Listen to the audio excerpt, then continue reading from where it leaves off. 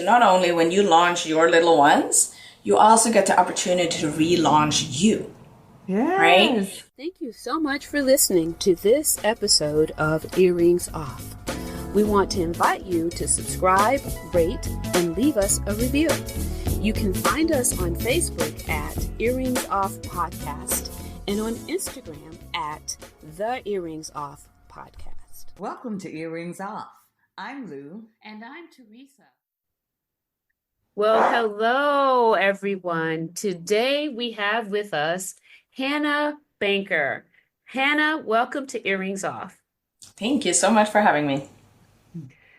We're happy to have you. So we're going to jump right into the questions today.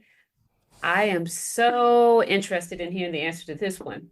Why do you call it birdie launcher and not empty nest? Ooh, for several reasons. One is that I believe that this major life transition of launching your birds into the world starts whether it is your first, your last, or your only child. So I don't want to wait until they've all left. I want to start with this transition and shift already while everybody's in the same nest. But maybe more importantly, the term empty nester doesn't sit well with me because how's the nest empty if I'm still in it? I saw that. Right? That's just not right. And to me, it just emphasizes this culture idea that women that are no longer of reproductive age are no longer worthy somehow. And I don't appreciate that. I'm still here. I'm valuable. I live. I have much more to contribute. Another reason is, I don't know what happens to you ladies, but when I hear the word empty nest, I picture something dried up, maybe a leftover little feather, maybe some bird poop here and there. And that's simply not how I want to imagine my home. I want my home to be a warm, yummy place full of connection and life, regardless of how many kids are in it or not. Hannah, you have no idea how much I enjoyed reading that. When I read your bio and I saw that, I thought, you know what? That is so true because that definitely buys into the thought that women are nothing without children and that our whole entire being is dependent on what happens with them. And it's when I saw that, I was like, yeah, I get that. I get that. So thank you for sharing that. So, Hannah, what are the three phases of a birdie launcher? Yeah, so let me back up and then also say then, so I'm replacing empty nest with the term birdie launcher. And what I mean by that is really the opportunity to not only when you launch your little ones, you also get the opportunity to relaunch you. Yes. Right? Because there are many decades of life post this hands-on parenting, and that's your life. So you get to write those chapters in your book. So part of the three phases of the birdie launcher journey is the grief, right? There is a sense of loss and grief. For some moms, it really feels like it's a part of their body, a limb that's leaving the house, and you'll miss them like crazy. And to just give space for that grief, we're living in a culture that we don't do grief well. Mm-hmm. It's usually like, lace up and get out there and do something. And so to sit and really feel all your feels without getting stuck, right? That's the key part. Like, let's not get stuck there. So then I move my clients and we move into the relief. What are all the things you won't miss? Picking up socks off the floor, another lunchbox, carpool, not being able to fall asleep because they're not home yet and you can't relax until you hear that key in the door. Maybe some slamming doors, maybe a little shitty attitude. There's a lot of things that we're actually not loving as mamas. So just revel in that relief for a little bit, and then we move into the joy. And this again is like where you as the mama, you get to spread your wings. So what is those next chapters going to look and feel like? What do you want to do? What is available to you? How do you want to contribute when so much of your time and energy and mental load is no longer going to that hands-on parenting? So my head is still stuck in all the things that I wasn't gonna miss. There was a long list. I kept going and going and going. Yeah. Okay, what are some of the birdie launcher mistakes moms and parents are making? Yeah, oftentimes it is that we start kind of late. You Okay. know, one of the biggest shifts in this life transition is you have to start evolving your parenting. You can't parent, no, not successfully parent and have a close connected relationship with a kid who's 18, 19 if you parent them the way you do when they were 10. So waiting late to evolve your parenting is a common mistake. Another common mistake is to not actually really take the time to make a plan and prepare for this major transition. And, you know, some folks plan and spend more time preparing for a trip to Europe than they do this. And this is going to impact all your relationships and all the different places and your identity as well. So those are some of the mistakes that our mamas are making that I would, you know, want them to come in earlier, do it sooner. Another one is really thinking, oh, it's just how it is. You know, it's just life. And you're right, it is just life, right? They're supposed to leave. They're supposed to be able to fly off, and you're supposed to have raised future adults. And it's also a lonely and overwhelming place and time. So going at it on your own and not seeking community and the community of mamas is a sad way to do it. So tell us, what does it look like when you do birdie launching well? You're successful at it. Yeah, so Paint the picture. paint the picture. I'm so happy to. One of them is really in that part of evolving your parenting. Like my oldest one is a third year college student now, and I live in California. He's in Massachusetts. So a big shift for me was, how am I going to keep that little guy close when he's far away? So we started talking about it his fall of his senior year in high school.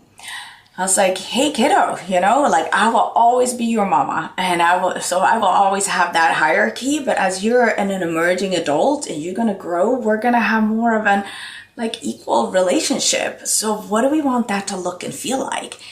And we started playing around with it. And I was like, well, so what's my new job description?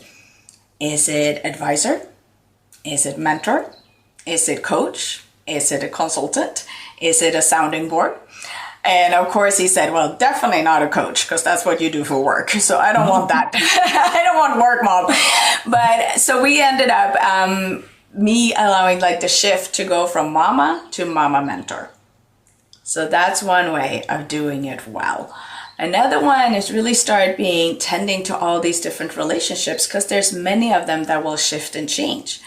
There's going to be the relationship with your soon flown bird. If there are younger siblings in the home, maybe they don't like the spotlight. Maybe they've been living in the shadow. They're older for a minute and they've been happy over there. And so how do you restrain yourself from now over-parenting the children possibly left at home? Also with your partner, if you're partnered, mind your marriage. If you want to stay married. There's graying divorce rates are going up a lot. It's the largest group of divorcees are 50 plus, and it's usually related to the kids leaving. Yeah. So those are some of the places when we do it well, we get to keep them close when they're far away, and we tend to our relationships. And we also then in that process get to launch ourselves and really sit with, who am I now? What's my identity beyond hands-on mom? Yeah, where do I want to have impact? How do I want to contribute? How do I want to spend my time and my energy and my money? Yeah.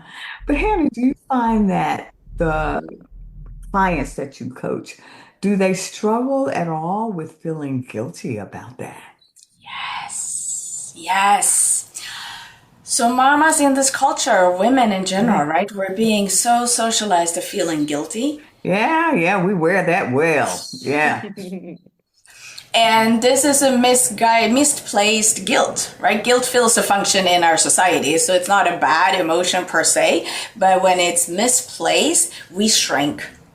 And I want mamas to open up and really spread their wings. You know, you don't have to be a hummingbird. You can be an eagle, right? Whatever beauty that is. So we work a lot with the guilt and really identifying and naming it and looking at where is it coming from and is it serving me? And obviously it's not serving us. So how do we move out of it? And I think part of that is one reframe that really lands well with my clients is when we talk about it, like, here you are as the mama. You're so proud and excited that your kid's about to launch, and you're telling them there's this big world out there. Go get it, kiddo. Mm-hmm. Well, it's here from you too. Yeah. So for us, we become much more powerful when we model that behavior, that we don't let our lives shrivel and shrink and actually end up in an empty nest, right? We are juicy and yummy and we live and we become free birds and we show them. I had a client whose kid was worried about going off to college because he didn't want to leave his mama home alone. Yeah, that's what I was thinking about, Hannah, when you were talking, because that's a real thing too. When we when we reach this point and we do it well, it takes some of the weight off of our children.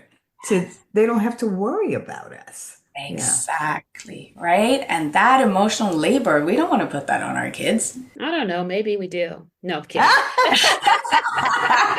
Just a little smidgen after all I have done for you. Yeah, no, of course. But there's this sense, right, of we want to let them live their lives. And it's really, really hard because it's a lot of holding on and letting go at the same time. And if you, like me, I'm calling myself recovering type A, I'm a little bit of a control freak. Yeah. So to let go and watch them stumble and sometimes really fall on their faces. But as I say to my clients, like, you are not moving off to college with them. So we have to start preparing them. And that preparation happens, again, that's starting earlier, starting junior, senior year with all these transitions allows the kids to really feel that we trust them. Yeah. They can do it. Right. That's very good. Good stuff. So Hannah, you shared that your son and you came up with the mommy mentor relationship, right? Yes. So how did you get to that? How do you share with people how they can create that new version of their relationship with their little bird? Yeah, no, the evolving one's role as a parent is crucial to stay and have that connected relationship post them leaving. Otherwise, why do they want to connect with you? Why do they want to spend time with you? So we had many, many conversations. And it was really just, playfully like, okay, let's co-create this new title for me and job description and how do we want it to be? And then it was a lot for me, again, taking steps back. And this is also, doing it when he was still at home. All right, how are you going to get up in the morning? I'm not going to wake you up. I'm not going to nag you. I'm going to have to step out of being in that process for you because now we're shifting the adulting responsibilities to you. I'm no longer making dental appointments, right? I'm no longer doing these things. So he needs to start flexing those muscles, which means I have to put my energy and my focus in some other direction so I don't interfere and get into his way. Yeah. So, Hannah, how do moms ease their worry about this transition? Yes, it's so much worry, right? We're in this complete soup of emotions. There's the pride and joy, the loss and the grief and the worry. Are they ready? Did I teach them all the adulting skills? Can they do laundry? Do they know how to cook? Can they cross the street on their own, right? And how do I deal with my worry? I usually say that parenting is about 80% managing your own anxiety. So we get to go through this process and come out stronger on the other side, usually when we make a plan. So following a framework and just knowing that there are these different stages. And for each stage, there is steps to take. So you can do it with greater confidence and competence. So the framework that I developed called Soar, because I do want to get you to soaring, right? It's all about those steps. So getting in there, thinking about it, having the conversations, and really feeling in for yourself that one big worry and one big fear that many of my clients express is like, will I not be needed now as a mom? Right? We have dedicated a couple of good decades, keep this child clothed and fed and loved on and all of these things. And somehow at the end, there's no graduation cake for me. There is no so how do I get to celebrate that and at the same time ease my worries that we did a good job? Give yourself a high five. Like, they're ready. They're leaving. This is amazing. So when we name all our worries, we can tame them. This is a classic coaching, thing. You name it, then you can tame it. So identifying the worries and then looking at what kind of support do I need? Again, when you came home with this little child, however this child came into your life as a baby, there was mommy and me and music together, and your entire community showed up for you, and they gave you sometimes maybe unwanted, but still a lot of advice.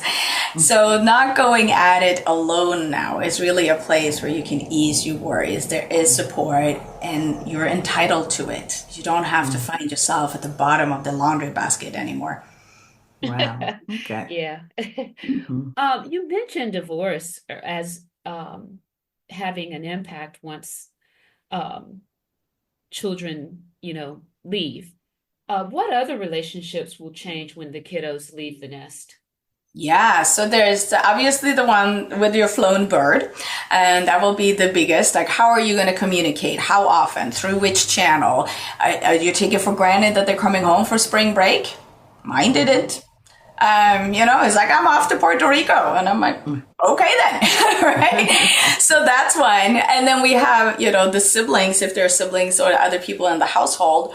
And then obviously, whether you are married or if you have a co-parent, if you're a two-household family, you're going to be a co-parent with that person for a long time. So just because the kid leaves for, college or however they leave the house, going off to the next chapter in their lives, that you're most likely going to be a grandparent together with that person one day. So what kind of conversations does it behoove you to have with that person as well? So there's a lot of these different relationships, but I think the relationship that is the most important is the one that you have with yourself. Okay.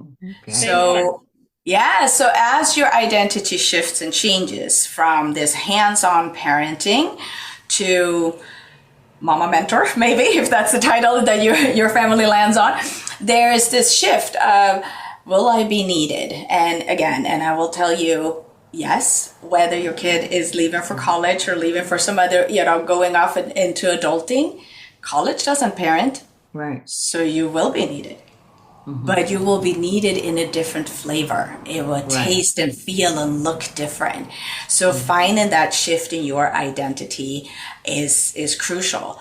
And then what kind of places and context do you want to show up in, and who do you want to be? There is less mental load in the parenting. There is fewer drop-offs and pickups. Your families and friends, and that will probably shift also. Like, what is your social fabric going to look and feel like when you don't have those weekly or daily interactions? You're no longer dropping off at school. You don't see the other parents. There is no more meets or games that you go to. So really getting all your female friends close to you, right? There's study after study show that the most important relationships for women are really their female friends. Yeah. For men, it's their wives. Yeah. Wives keep men alive, healthier and happier for longer. And for women, it is the tight, close female friendships. Wow. Okay. Well, Hannah, thank you so much for coming on Earrings Off and sharing a wealth of information about this stage in our lives. So we appreciate that. Do you have any parting words for our audience today? Yes, thank you so much for having me. First of all, this is a blast. I want to give your audience a free guide, which tends to exactly this, your evolving role as a parent, how to shift as your child grows. And you can find that by going to my website at birdielauncher.com/free offer. and Birdie with a Y. And that's also where you can connect with me if you want more inspiration, more insights, more wisdom, more community. Come find me. So you can find me at Birdie with a Y, birdielauncher.com. Thank you so much. Oh, wow. Thank you. And thank you so much for the gift. We look forward to that. And we know our audience will find it very valuable. So, again, thank you for joining us here today at Earrings Off. The very best to you. Take care.